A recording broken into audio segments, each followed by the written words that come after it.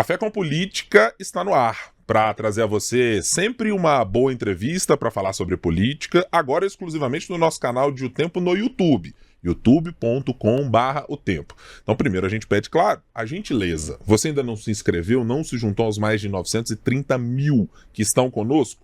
Por gentileza, inscreva-se no canal. Se você gostar do conteúdo, dê lá o seu like, mas também acione as notificações para receber o Café com Política e outros conteúdos que a gente diariamente traz para você. Café com Política continua no mesmo horário, sempre às 8h30 da manhã, com uma entrevista com um personagem da política mineira, brasileira, de onde quer que haja uma boa discussão, o Café com Política estará. E hoje, para falar sobre municípios e muitas outras coisas importantíssimas para Minas Gerais, estamos aqui recebendo o ex-prefeito da cidade, Coronel Fabriciano, integrante da Associação Mineira de Municípios, presidente Marcos Vinícius. Como vai, prefeito? Eu vou chamá-lo de prefeito ainda, porque assim, o último cargo é aquele que eu ainda estou lembrando bastante. Então, prefeito, seja muito bem-vindo ao Café com Política mais uma vez. Obrigado aí, Guilherme, obrigado, Adriano, prazer é todo meu. Quero, antes de começar a entrevista, dar os parabéns para vocês pelas novas instalações e já reivindicar, como eu disse mais cedo, da minha caneca, né? Eu já tenho direito a uma caneca aqui. Acho muito bacana e um prazer imenso estar aqui. Eu acho que estamos vivendo um momento muito especial a nível de país, um momento que, apesar das pessoas ainda não admitir, mas nós estamos sim num momento de recessão e que já está impactando nos municípios, representando inclusive no mês de fevereiro até o presente momento uma perda de arrecadação de quase 37% no FPM. Então vamos começar com exatamente esta conversa. E eu vou aqui precisar fazer um recall, acho que da nossa penúltima conversa aqui no Café com Política. O senhor chegou a falar em dado momento, no início do ano passado, sobre o risco que havia na avaliação da Associação Mineira de Municípios, do senhor, de ter uma espécie de apagão em determinadas prefeituras, em determinadas regiões de Minas Gerais, em função das pressões que o caixa das prefeituras estava sofrendo, e não havia um balanço de recomposição na mesma proporção. E o cenário que o senhor está desenhando agora me parece estar indo mais ou menos na mesma linha. Compare, por gentileza, prefeito. Estamos piores ou melhores? Na verdade, alguns prefeitos me comparam com Nostradamus, que eu vou prevendo, mas não é por aí. Eu sou uma pessoa muito estudiosa, fiz 2 pós-graduações em gestão pública, tenho minha experiência também na vida privada, muito ativo, e eu já vim alertando, principalmente aos novos gestores, pelo momento que o país passava. Tanto é que foi pauta no Congresso dos Novos Gestores de novembro. Eu falei para os prefeitos, aperte o cinto, porque a economia já estava dando indícios que as coisas não iriam bem, e nós temos que entender como que é a composição do FPM, que ele vem, Adriana, do IPI e do imposto de renda, principalmente do imposto de renda, não das pessoas físicas, mas das indústrias. Então, como as indústrias não estão conseguindo fazer alavancagens, claro que o imposto de renda diminui. Então, se o imposto de renda diminui, o que acontece com o nosso FPM? Despenca. E é o que está acontecendo nesse exato momento. Nós estamos tendo uma queda brusca, já começando em janeiro, agora em fevereiro, e tende a piorar mais. E uma coisa incrível, eu mandei agora pegar os dados do ICMS.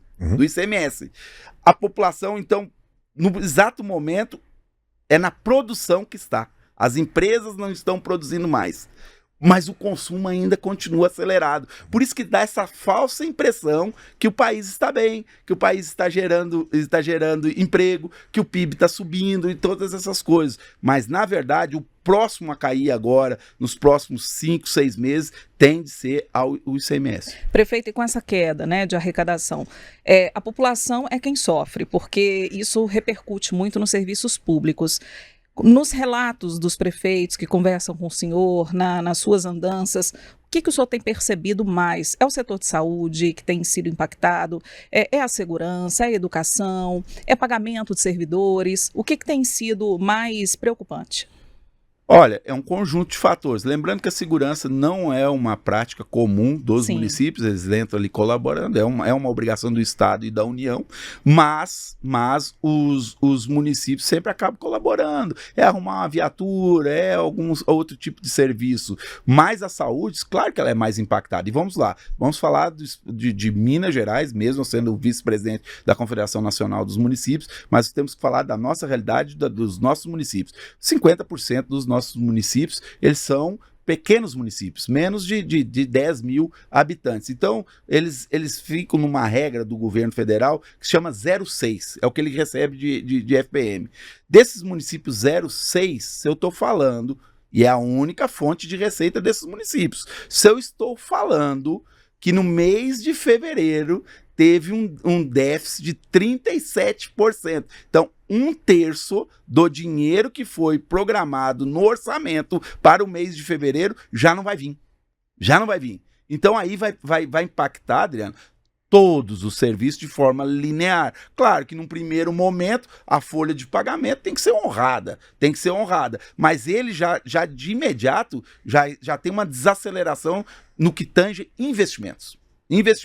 Município hoje, no estado de Minas Gerais, que está conseguindo fazer investimento com recurso próprio, é porque ele passou o ano de 2024 com algum restos, né? Alguma gordura, como fala. Igual eu passei a minha sucessão. Uma gestão que eu fiz na nossa cidade, peguei a cidade com R$1 milhão de caixa, 100 milhões de dívida, mas eu consegui deixar, após 8 anos, pagar todas as dívidas do município, e eu deixei em caixa para o meu sucessor R$200 milhões.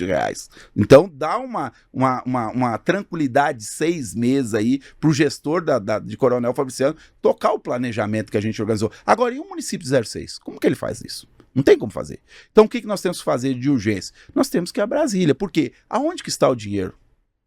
Um vídeo muito bacana, se vocês não viram, eu aproveito e convido vocês para ver, do prefeito Júlio de Ipanema, que é a terra do queijo.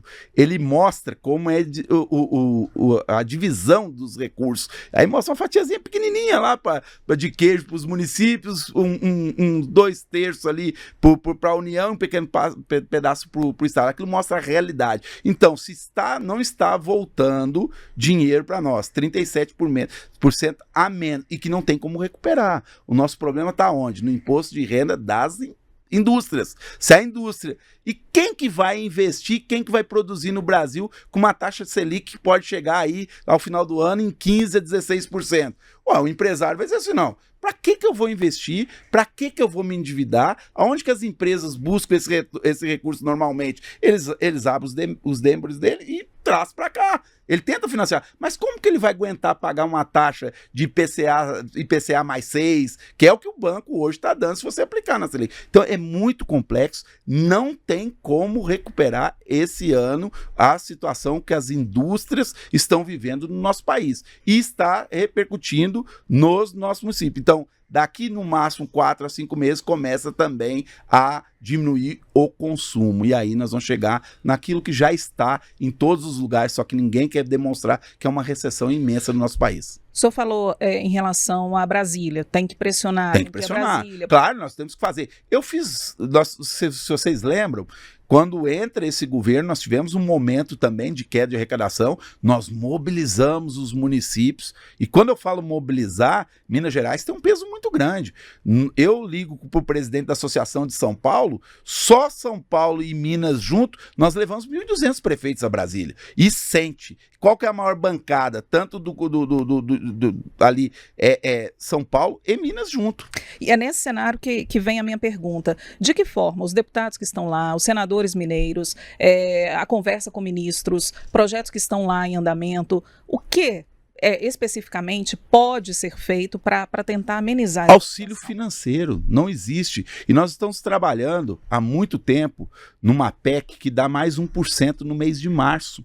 Está lá parado no Congresso. Nós precisamos votar para dar 1% a mais para os nossos municípios. Isso equivale a 6 bilhões de reais para os municípios mineiros. Então é uma coisa que nesse momento que a gente não consegue ver uma luz no fim do túnel, é uma solução. Porque senão, eu digo para vocês, porque eu conheço, eu viajei eu estou no movimento municipalista desde que eu assumi de prefeito, desde 2017. Eu tenho a grata satisfação de ter viajado pelo estado de Minas Gerais. Claro, não conheci mais município que o governador, pela estrutura que o governador tem à disposição dele, mas eu visitei mais de 300 municípios de Minas Gerais nesses 8 anos. Então eu sei a realidade regional e pontual de cada cidade. Então, esse momento que nós estamos vivendo, ele vai se comparar ao momento de 2018, quando nós tivemos aquela crise de sequestro de ICMS, DPVAT e Fundeb. Vai ser mais ou menos desse tipo. Tem prefeitos, Adriana, que não pagaram o 13º ainda para os seus funcionários. E não tem esperança de pagar. Ainda mais agora. Estou te falando, 37% da arrecadação dele diminuiu. Deixa eu lhe perguntar sobre um ponto que é de mobilização. A gente mencionou senadores, nós mencionamos deputados, a Adriana mencionou ministros, o senhor está falando da pujança dos prefeitos. Mas essa discussão sobre pacto federativo em última instância, né, repactuar as coisas, passa muito também pelos governadores, são afetados muitas vezes pela arrecadação de ICMS, nunca tanto quanto os municípios. Certamente o prefeito sofre mais do que um governador de estado, dado o volume de recursos que tem na mão. Mas precisa da participação efetiva, no caso de Minas, do governador Romeu Zema e dos demais governadores numa discussão direta com o governo e com o Congresso, para ter que tipo de mudança? Os governadores agora, principalmente o governador do Rio, de Minas Gerais e do Rio Grande do Sul, estão numa grande frente para derrubar os vetos do Propag, né? E tem que derrubar, entendeu? Mas a nossa pauta, ela é municipalista e nós avançamos muito, tá? Quando a gente fala em pacto federativo, se nós falar das grandes conquistas que a gente teve nos últimos 4 anos, e principalmente uma que foi vital de Minas Gerais, que foi a PEC 128, que originariamente era 122, graças a uma ajuda do nosso presidente do Senado, Rodrigo Pacheco, que ajudou a gente a tramitar. O que falava? Olha como é que a nossa situação, ela não está mais difícil, Adriano, porque eu, em 2022, antes da eleição de deputado, eu reuni tanto o extremo da esquerda como a direita e o centro. Eu disse, olha, nós não podemos ir para a eleição e depois, voltando, votar essa PEC. O que fala essa PEC? Que nenhum ente pode criar nenhum tipo de custo sem apontar a fonte de custeio. Foi isso que... Por que os enfermeiros, quando aprovou a lei, de imediato não entrou em vigor? Zop, não entrou em vigor por causa de quê?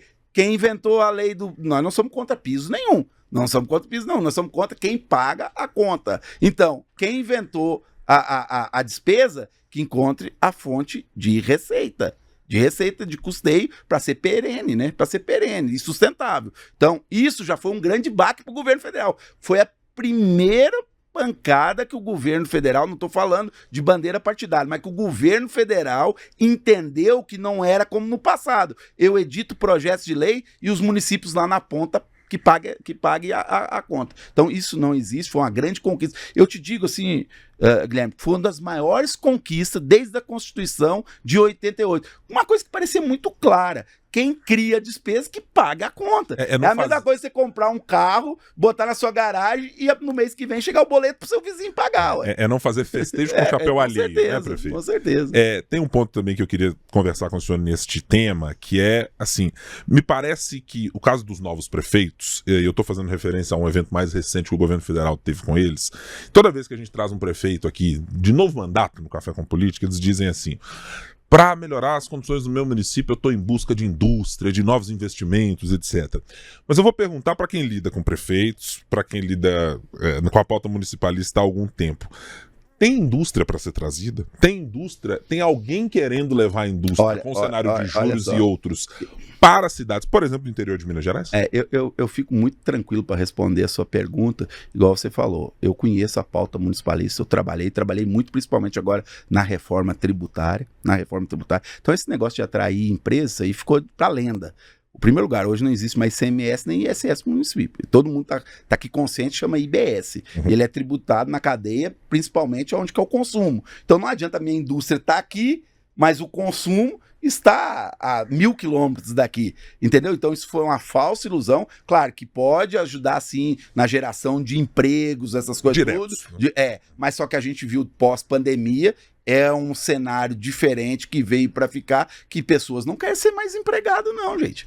Pessoas querem ser autônomas, pessoa quer parte do tempo dele dedicar à vida profissional, mas parte do tempo dele ele quer ter qualidade, sim. E se de possibilidade ele quer ter 2 empregos, 3 empregos, desde que aconteça, que deixe conta no seu dia, né? Então, esse negócio dos prefeitos querer fazer isso é um sonho de consumo, todo mundo quer isso, mas eu acho que não é o segredo agora não. O segredo agora, nós temos 2 desafios pela frente. Nós temos a reforma tributária, que ela está sendo implementada, nós temos para município e estado mais 2 anos pela frente para fazer um equilíbrio de média de ISS e ICMS, que é o que acontece. Aquilo que a gente arrecadou nessa média de 4 anos, que já se passou 2, a gente não pode ganhar menos. A gente ganha aquilo mais corrigido pela inflação, entendeu? Então, isso nós temos que se preocupar, os gestores, e tem que estar consciente, E a questão que está batendo na nossa porta todo dia e tem aumentado cada vez mais, a questão dos neurodivergentes é uma coisa real, é uma coisa preocupante, que a gente tem que dar apoio a essas famílias, a gente tem que dar um apoio a essas crianças, e vem crescendo de forma exponencial.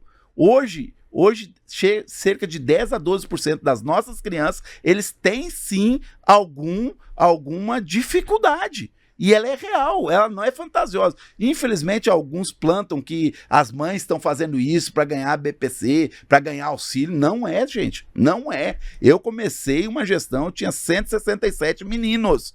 Eu entreguei a gestão 8 anos depois com 1.200. 1.200. E a realidade é igual para todos os municípios, só depende a quantidade de número de alunos. Queria falar sobre os pequenos municípios. O que o governo também muitas vezes alega é que para projetos, para programas, esses municípios não conseguem entregar, por exemplo, um documento devidamente preenchido, uma proposta que se enquadre dentro dos critérios que o governo propõe. Inclusive, esse evento que teve lá em Brasília também contou, né, com essa ajuda e tudo mais. E eu sei que é uma preocupação da AMM fazer essa capacitação técnica, levar tudo isso aos pequenos municípios, dar essa estrutura, né? Principalmente agora falando dos gestores, né, de primeiro mandato. Eu queria que o senhor falasse um pouco disso. Os municípios, eles estão ficando mais preparados, ainda há necessidade de reforçar essa capacitação técnica? É constante. Eu digo para vocês que a AMM, nos seus 70 e poucos anos de história, ela tem, não querendo ser melhor do que ninguém, mas tem uma era antes Marcos Vinícius e uma pós Marcos Vinícius. Então, o que a gente começou a fazer? Eu, desde o primeiro momento que eu entrei na AMM, eu virei a chave. Olha, usar isso aqui como instituição política partidária, isso acabou. Eu me preocupei muito em capacitar primeiro a minha equipe, para a minha equipe poder capacitar os nossos associados, porque assim vive o cooperativismo. Então, eu descentralizei a AMM. Para vocês terem uma ideia, a gente capacitou, a gente teve de viagem aí pelo interior, em 2 anos, mais de 500 viagens com a AMM. Hoje, nesse exato momento, nós estamos capacitando Chapada Gaúcha e Itamandiba, os funcionários. Só lá em Uberlândia, em Uberaba, esse ano, nós já fomos 3 vezes. 3 vezes. O evento que nós fizemos em Montes Claros essa semana, só de agentes públicos, 400 agentes públicos. Então, essa é a preocupação. E vendo isso aí que você está falando, nós criamos uma ferramenta de gestão, que é o Observatório, onde que o gestor tem, em tempo real, toda a sua prefeitura. Tudo que está acontecendo, todos os contratos, todos os convênios, todos os repasses, ele tem em tempo real. E outra, se não bastasse, eu vi essa deficiência que você falou, e eu abri agora, faz menos de 30 dias, uma área específica na AMM, que é inédita, que é a questão de geração de projetos. Uma pessoa que fica só por conta de cuidar de projetos, para justamente estruturar e ajudar aí os prefeitos. Só que o que está acontecendo? Vamos lá. A turma lá, antigamente, exigia o orçamento geral da União, que era o dinheiro que vinha sem contrapartida, ou uma contrapartida mínima para o município. O que a União está fazendo agora? A União virou um banco. E quem que ela quer de cliente para ela? Os municípios. Então o município não tem que correr atrás de empréstimo bancário, entendeu? Porque eu sou contra, eu sou uma pessoa que sou contra empréstimo. Até na minha vida privada eu sou contra empréstimo. E eu oriento os municípios a não tomar empréstimo. É melhor você economizar, fazer gestão pública e com dinheiro próprio no seu caixa, fazer uma obra, do que você ficar refém de empréstimo ou deixar depois 20 anos a gestão engessada pagando financiamento. Isso é a coisa pior que existe para uma gestão. Eu peguei uma prefeitura com 100 milhões de reais de dívida, eu paguei tudo e dá para fazer gestão sim, Adriano. Dá para fazer, e eu não tenho indústria. Você sabe muito bem disso. Lá em Coronel Fabriciano, Ipatinga tem a Uzi Minas, Timóteo tem a Peram, mas Fabriciano não tem uma grande indústria. Fabriciano vive de comércio e pequenas empresas. E a gente revolucionou. Então, dá para fazer. A situação do 06 e 08 ela é mais complicada, tendo em vista a necessidade única desses recursos que são vinculados, que vem direto, que é o FPM, que ICMS, esse 06 e 08, ele não tem muito não, André. Ele não tem muito, ele não pode contar com ICMS. Ele conta mesmo, com o FPM. E aí vem um grande problema que a gente está tentando corrigir também com uma PEC, como fazer a distribuição do FPM. Porque a distribuição do FPM hoje, ela é populacional. Até 10 mil habitantes ganha X. Só que tem municípios com 1.000 habitantes que ganham X e tem município com 10.338 que ganham o mesmo X, para fazer a mesma política pública. Sim. Então nós temos que arrumar outra forma de repasse que não fica só no populacional.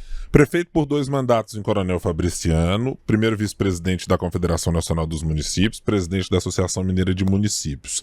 E quer ser presidente da Associação Mineira de Municípios mais uma vez, para fazer ainda o quê?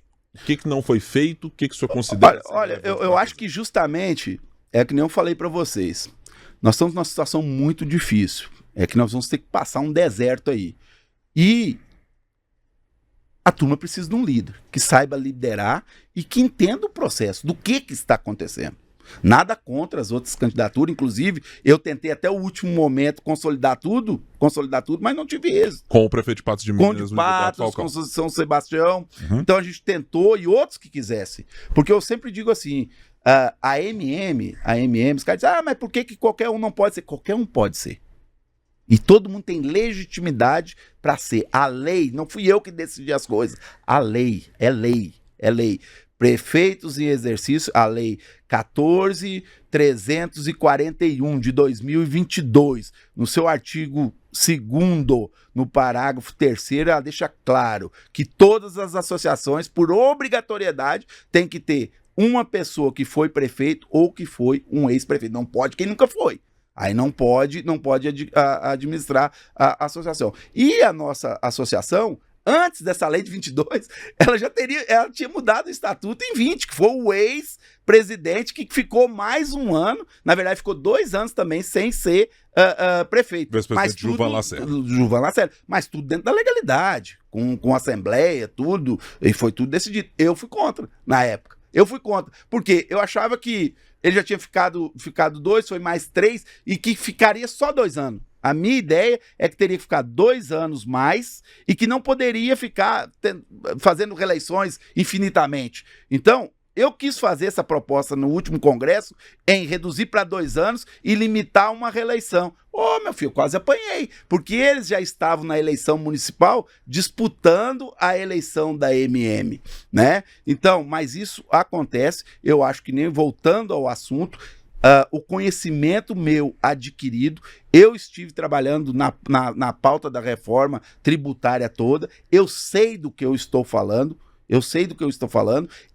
a minha vida toda, desde o municipalismo, desde 2017, eu dediquei a parte do meu tempo para cuidar da minha prefeitura e cuidar dos outros municípios. E dei conta dos dois. Tanto é que eu fui reeleito com 84% e saí com uma aprovação de 97%. Deixa eu perguntar uma questão, prefeito, sobre um ponto numa entrevista que foi concedida pelo prefeito Luiz Eduardo Falcão aqui, que me chamou a atenção. Ele, em determinado momento, diz o seguinte: eu quero ser um prefeito para os municípios menores. Eu compreendi como uma espécie de crítica, como se o senhor não fosse alguém na MM como olhando para esses municípios. O senhor interpretou da mesma maneira ou de maneira... Não, eu acho o seguinte, eu acho que às vezes as falas, nada contra a pessoa do Falcão, amigo meu, eu que trouxe ele para o movimento municipalista. Eu que trouxe ele. Ele não queria na chapa. Eu que trouxe ele. Só que o Falcão não se dedicou. Ele não participou dos eventos. Ele foi convocado mais de 6, 7 vezes, nunca participou. A única viagem, coisa que o Falcão representou a MM, a pedido dele, foi uma missão no exterior, foi para Barcelona, abriu um precedente que nunca teve na associação, a associação bancar uma viagem dessas, né? Mas aí a gente era uma coisa séria do Sebrae, vindo do Falcão, claro que a gente aceitou, acatou e ele viajou. Mas a pauta municipalista, ele não fala a mesma coisa que ele fala que quer defender os municípios pequenos, ele fala que chegou a vez de levar a associação lá para o Noroeste para ter força política, para reivindicar mais coisa para o Noroeste. A fala dele é clara. Ele não está pensando no municipalismo, ele não está pensando em Minas Gerais, que é um continente. Muitas vezes, eu abri mão de coisas para minha região justamente para não ser interpretado que eu estava usando a máquina da MM para privilegiar o Vale do Aço. Aqui nós temos que pensar para os 853 municípios. Eu não penso nos municípios pequenos. Quem mais curso fez para esses municípios pequenos? A MM nunca teve tanta descentralização. Entendeu? O que dói nessa turma, e não é o Falcão, te fala assim, que ele é uma pessoa do bem. O que dói é quem está por trás dele, que eu tirei de dentro da MM, que ficaram décadas lá dentro, sugando os cofres públicos da MM. Tanto é que eu pego a MM com cenário financeiro, e hoje eu tripliquei o recurso. E não é de contribuição dos municípios, não. É de ações. Você imagina um congresso, que vocês já participaram dos nossos congressos, um mega evento daquele, antes de gestão do Dr. Marcos Vinícius, dava um lucro de 40 mil reais, gente. Como que um mega evento daqueles dá um lucro de 40 mil reais? O meu primeiro evento deu 1.100.000 reais de lucro para a associação, no segundo deu quase 2 milhões de lucro. Parceria com a Codenge, esse observatório que a gente fez, uma coisa maravilhosa, levando... A MM sozinha não tinha condição financeira de fazer aquilo. Eu fui lá, vendi pro presidente, cara, vocês ficam botando dinheiro aí, ó, para as regiões sem saber aonde que precisa de dinheiro. Às vezes você está botando uma escola lá no Triângulo não precisa de escola, a escola está precisando, é lá no norte. Então nós fizemos hoje nós temos, o governador pode chegar aqui, ou qualquer um que chegue, olha, tenho tantos milhões para investir na agricultura, aonde que vocês acham que é bom de investir? Eu tenho isso com dados, olha aqui, eu abro os dados, aonde que eu tenho que investir em educação? Eu abro os dados, aonde tem criança fora da creche? Eu tenho tudo isso, Então essa turma ficava lá sugando, eu tirei eles, aí o que eles falaram? Tentaram não conseguiu reeleger nem na cidade dele, né? Aí agora pegou o Falcão, que eu conversei com o Falcão dia 6 de novembro, ele falou para mim, Marcos, eu não vou mexer com isso, eu quero mexer com a minha prefeitura. Aí foram lá, porque viram que a gente tinha uma afinidade, eu e ele, vamos fazer eles brigar. Mas comigo não tem briga não, porque eu brigo pelos municípios, eu brigo por ideia, e por isso que te digo mais uma vez, na hora das dificuldades, é que a gente vê os grandes líderes.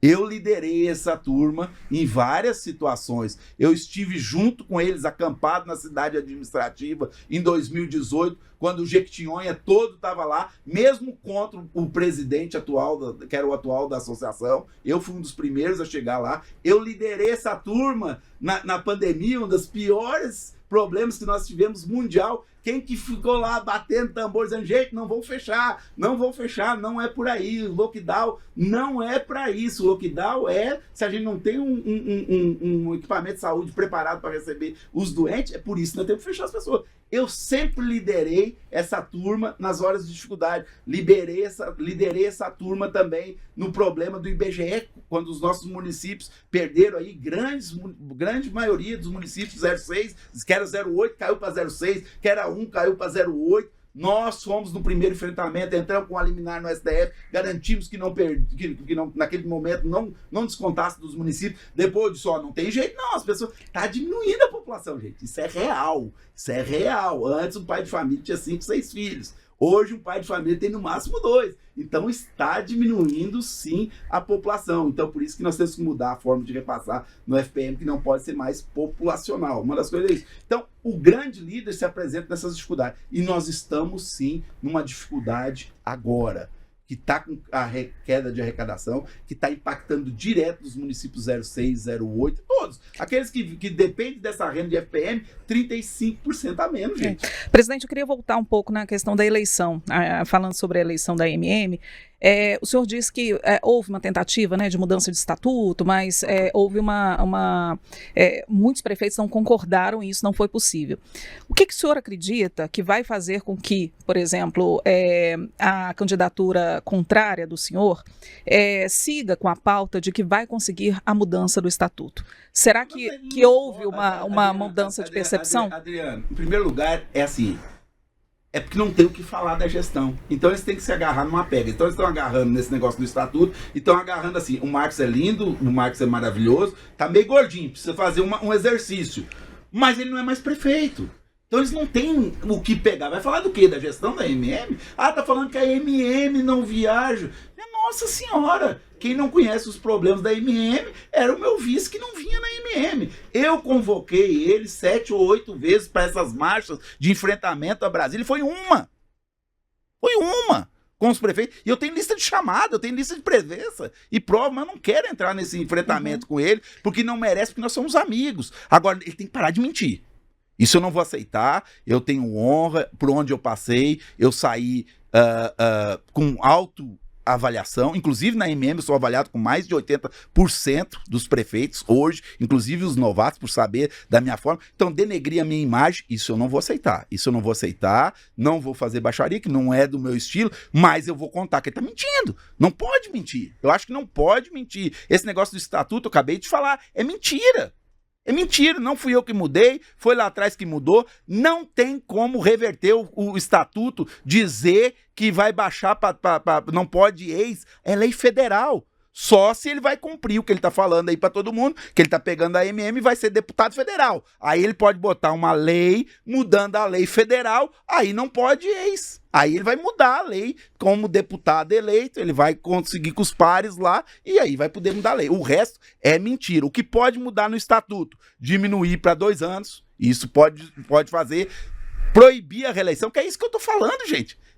Sabe o que acontece? Eu tenho aquele meu quadro que você acompanhar falando pras paredes. Às vezes parece que eu tô falando pras paredes. Isso eu venho falando que eu fui vítima desse estatuto de prorrogação, porque o meu ex lá, presidente, nós tínhamos acordo, eu ia ser o próximo presidente, ele foi lá, ele deu a barrigada, quando chegou na hora de eu assumir, ele inventou mais 1 ano, prorrogou para 3 e não queria sair, meu irmão. Se não fosse nós bater a mão na mesa, dizer, cara, porque é uma diferença. Nós tínhamos, na época, quando eu disputei a eleição, nós tínhamos 6 pré-candidatos. E aí vem a importância de uma pessoa saber articular com as outras pessoas e nós construir um consenso. Aí vai dizer assim, mas o Marcos não cumpriu o acordo. Mas você cumpriu um acordo com uma pessoa que te ameaçou de morte? É difícil, cara. Aí você perde o respeito, perde a credibilidade. Uma pessoa não pode te ameaçar de morte. Isso que já estava tudo certo para mim voltar. Tanto é que o secretário executivo da AMM era meu secretário. Eu já tinha preparado tudo à volta dele. Ele teve que ir para Ipatinga. Por quê? Por causa da palhaçada que foi feita de ameaçar os outros de morte. Quero agradecer muitíssimo, porque a gente ainda vai continuar tratando, evidentemente, desse e de outros assuntos municipalistas e, claro, da eleição da AMM, mas agradecer mais uma vez por estar conosco aqui, prefeito Marcos Vinícius, pelas suas 2 passagens lá em Coronel Fabriciano, também sempre pela gentileza de nos atender à frente da associação. Obrigado mais uma vez pela vinda no café. E, a solicitação foi anotada. Até a próxima. Vou levar. Eu já tenho direito de levar 2, né? Levaremos para a direção para dizer assim, olha só. Já solicitaram aqui uma canequinha. A gente vai ver se consegue mudar o estatuto do café. Esse café aí. Este estatuto possivelmente pode ser modificado. Mas vamos ver, não queremos fazer promessas de campanha. Vamos ver se vai ter maioria.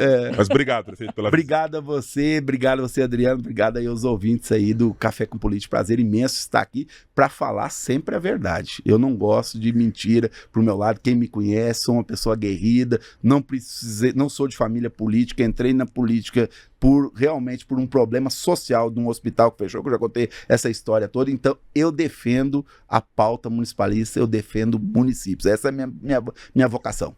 Sucesso, prefeito, obrigado. E muito obrigado também a você que nos acompanhou neste Café com Política. Eu lembro sempre, tá? É sempre 8h30 da manhã, não mudou nada. youtube.com/otempo. Aí sim é a nossa nova plataforma onde você pode encontrar tudo o que acontece no Café com Política e nos nossos outros conteúdos. Então lá, gostou? Dá o seu like, compartilha, se inscreva no canal e sempre tem um bom Café com Política aqui para você. Obrigado. Tchau, tchau.